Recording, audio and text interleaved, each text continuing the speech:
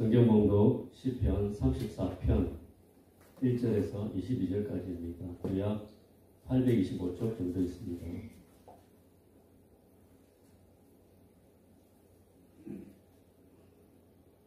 시편 34편 1절에서 22절 제가 먼저 한 절 읽고 여러분이 한 절 읽으신 후에 마지막 22절 함께 읽겠습니다. 내가 여호와를 항상 송축하며 내 입술로 항상 주를 찬양하리이다. 내 영혼이 여호와를 사랑하리니 공고한 자들이 이를 듣고 기뻐하리로다. 나와 함께 여호와를 광대하시다 하며 함께 그의 이름을 높이세. 내가 여호와께 간구하되 내게 응답하시고 내 모든 위험에서 나를 건지시소서. 그들이 주를 앙망하고 광채를 내었으니 그들의 얼굴은 부끄럽지 아니하리로다.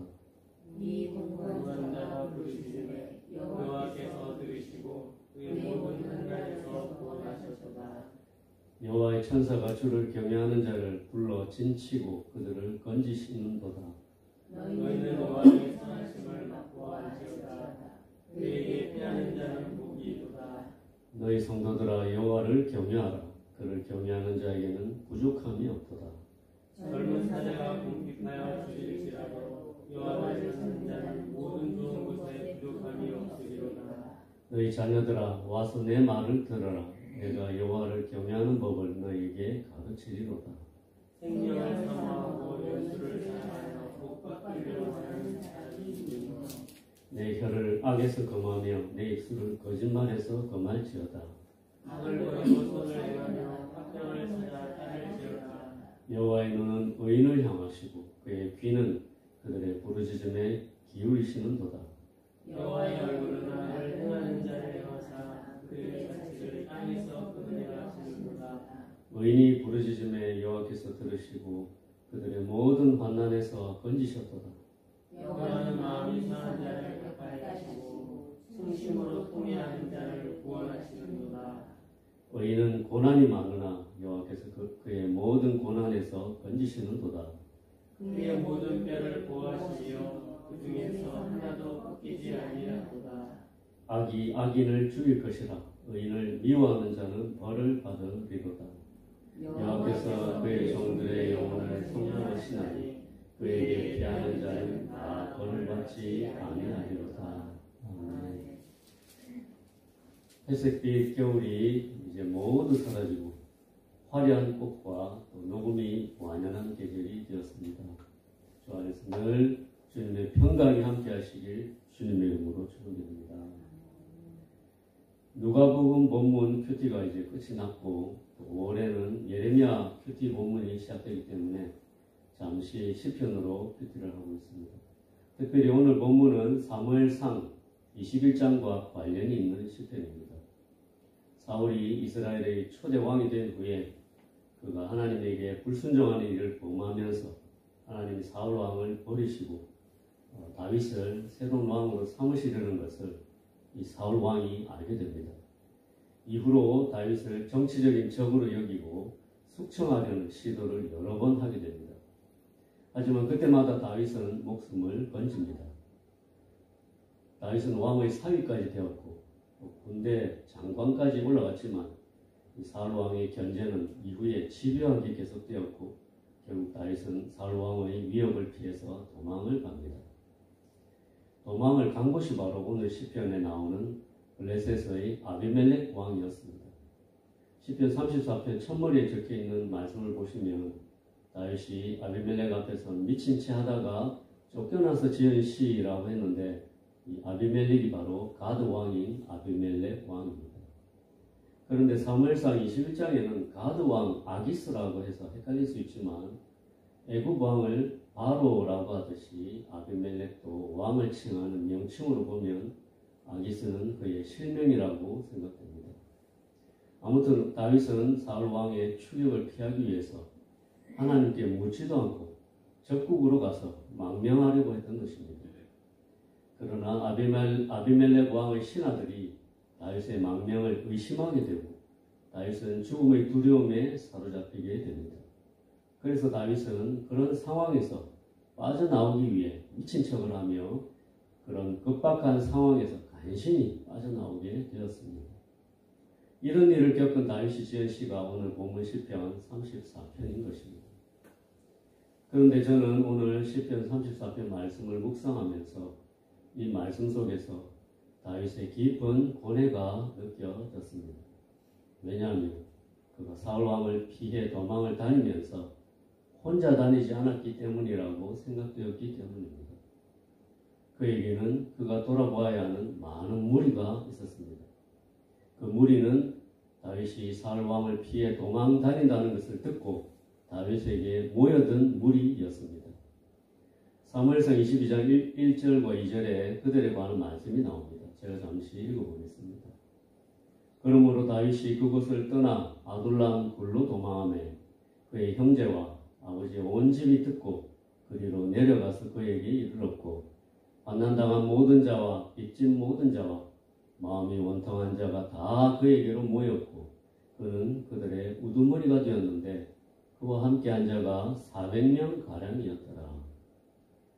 바로 다윗의 가족뿐 아니라 환난당한 모든 자와 빚진 모든 자와 마음이 원통한 자가 다 다윗에게 모여들었던 무리였습니다.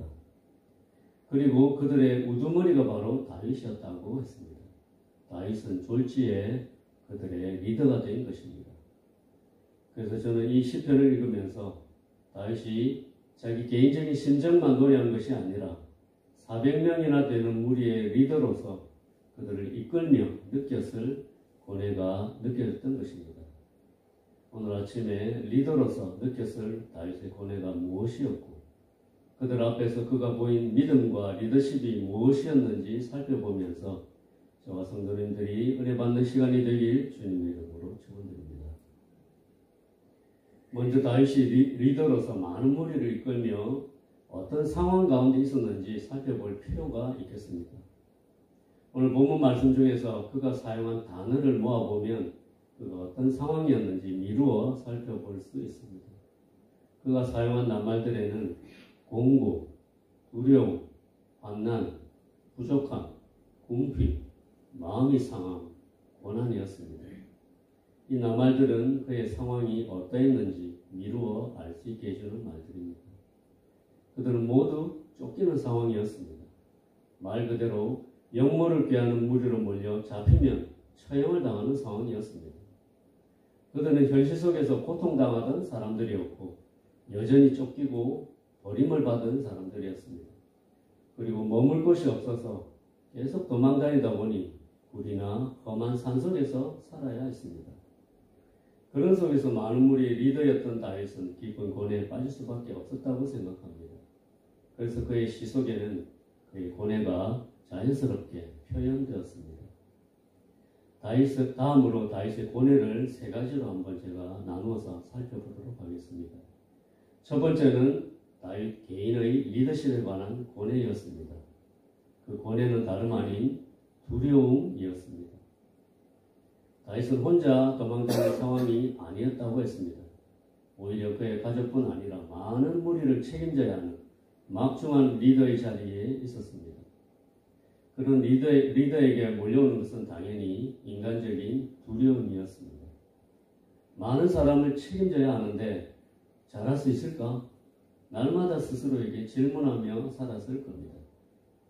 그러다 보니 그는 사람들 앞에 설 때마다 인간적인 나약함이나 자신의 부족함이 드러날까봐 두려웠을 겁니다. 모두가 자신만 바라보고 있는데 자기의 능력에 한계가 오면 어쩌나 노심초사했을 겁니다. 하지만 다윗은 그런 두려움 속에서 자신을 과장한다거나 인간적 도움을 구하며 사람을 찾아다니지 않았습니다. 4절을 보시면 내가 여호와께 간구하며 내게 응답하시고 내 모든 두려움에서 나를 건지셨다고 고백했습니다. 다윗은 두려울 때마다 하나님께 나아갔던 것입니다. 그래서 그가 쓴 많은 시편은 그가 어떻게 두려움을 이겨나갔는지 증명해주는 증거입니다.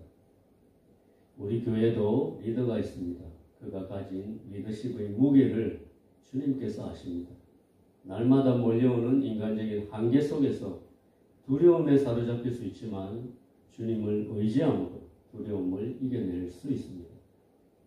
이처럼 인간적인 한계 속에서도 두려움을 이겨내는 다윗의 이런 고백은 다윗에게 모여든 공부한 자들에게 본이 되었을 겁니다. 그리고 그들도 자신들의 한계를 뛰어넘으며 전적으로 하나님만을 의지하도록 만들었을 겁니다. 두 번째 다윗의 고뇌는 궁핍의 문제였습니다. 이 궁핍이란 바로 백성들을 먹이는 문제였습니다.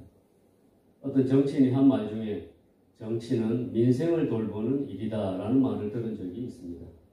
즉 백성들이 먹고 살도록 해주는 것이 정치다 라는 말입니다. 이처럼 리더가 해야 할 책임 중에 백성을 먹고 살 수 있도록 해주는 것이 중요한 책임입니다. 그런데 다윗을 따르던 그들은 농사지을 땅도 일정한 수입도 없었습니다. 거기다 사울 왕에게 쫓기고 있었기 때문에 계속 이동해야 했습니다. 그런 가운데 리더인 다윗에게 백성들을 먹이는 문제는 그에게 무겁고 또 무거운 짐이 되었을 겁니다. 이스라엘 백성들이 광야를 통과할 때도 백성들은 끊임없이 물이 없다, 먹을 것이 없다, 만나만 먹으니 지겨워서 못 살겠다, 고기를 달라고 불평하곤 했었습니다. 사울 왕에게 쫓기는 상황 속에서도 다윗은 백성들의 이런 필요 앞에서 고뇌할 수밖에 없었을 겁니다. 성경에 나오는 나발 사건을 봐도 백성들이 먹을 음식을 구하기 위해서 다윗이 얼마나 무거운 책임감을 느꼈는지 알 수 있게 해주는 증거입니다. 하지만 이런 무거운 책임감을 느끼며 고뇌할 때도 다윗은 시편에서 이렇게 고백했습니다. 여호와를 경외하라. 그를 경외하는 자에게는 부족함이 없도다. 젊은 사자는 궁핍하여 줄일지라도 여호와를 찾는 자는 모든 좋은 것에 부족함이 없으리로다. 리더의 이런 고백은 분명 백성들에게 힘이 되고 소망을 주는 말이 되었을 겁니다. 더 나아가 다윗은 12절에서 이렇게 말합니다. 잘 먹고 잘 살고 장수하려면 내 혀를 악에서 금하며 내 입술을 거짓말에서 금할지어다. 악을 버리고 선을 행하며 화평을 찾아 따라야 한다고 가르쳤습니다. 이와 같이 여호와를 경외하는 것이 하나님께 복받는 길이라고 자신 있게 말해 주었습니다.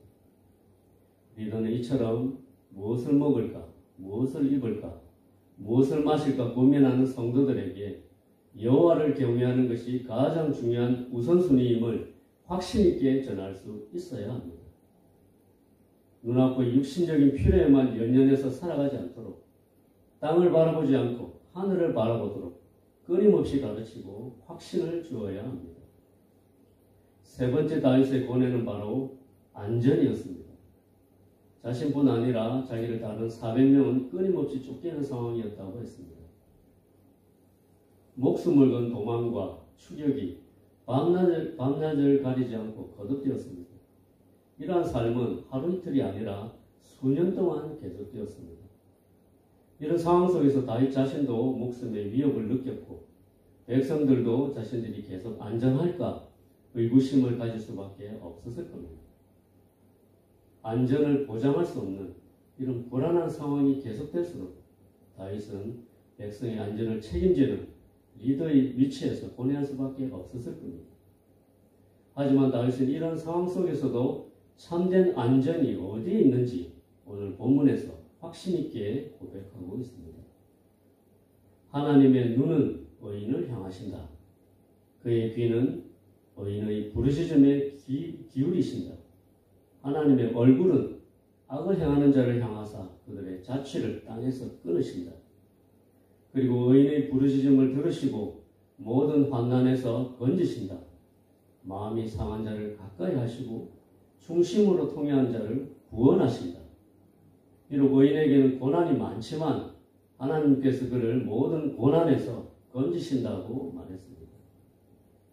다윗은 참된 구원이 어디에서 오는지 그를 따르는 자들에게 알려주었습니다.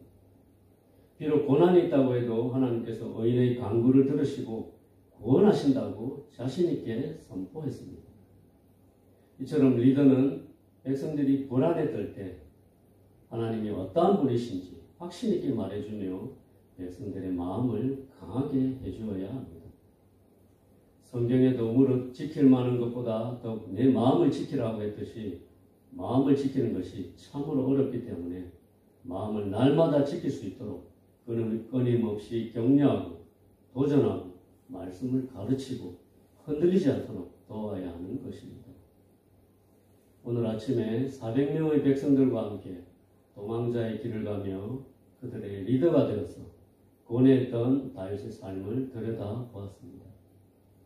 그는 스스로 리더가 된 것이 아니라 하나님이 세우신 리더였습니다. 하지만 그도 연약한 인간이었습니다. 그렇지만 하나님께서는 그가 인간적이고 개인적인 두려움을 이길 수 있게 해주셨고 그를 따르는 백성들에게 사람이 떡으로만 사는 것이 아님을 알게 해주셨고 참된 안전이 어디에 있는지 다윗을 통해 선포하게 하셨습니다. 이러한 말씀의 은혜를 오늘 깨닫고 우리에게 주신 리더의 은혜를 이해하면서 그를 위해 기도하고 함께 인내의 길을 걸어가는 저와 성도님들이 되시길 주님의 이름으로 축원드립니다. 함께 기도하시겠습니다. 하나님 아버지, 오늘 아침에 다윗을 통하여 그의 고뇌와 참된 리더십의 모습을 살펴보았습니다. 주님이 주신 말씀과 주님이 주신 은혜에 감사드립니다. 저희 교회도 하나님이 세우신 리더를 중심으로 함께 기도하며 함께 인내하고 함께 믿음의 삶을 살아갈 수 있도록 주 안에서 한마음을 주시옵소서. 담임 목사님을 주 안에서 늘 영육간에 강건케 해주시고 그의 연약함을 이해하고 그를 위해 기도하는 성도들이 되게 하여 주시옵소서. 모든 교육자들이 먼저 말씀과 기도를 통하여 은혜 안에 강한 삶을 살아가도록 도와주시고 인간적인 연약함과 두려움을 떨쳐내고 믿음의 길을 걸으며 영혼을 향한 사랑과 말씀의 은혜를 그들에게 부어주시길 간절히 기도드립니다. 예수님의 귀하신 이름으로 기도드렸습니다.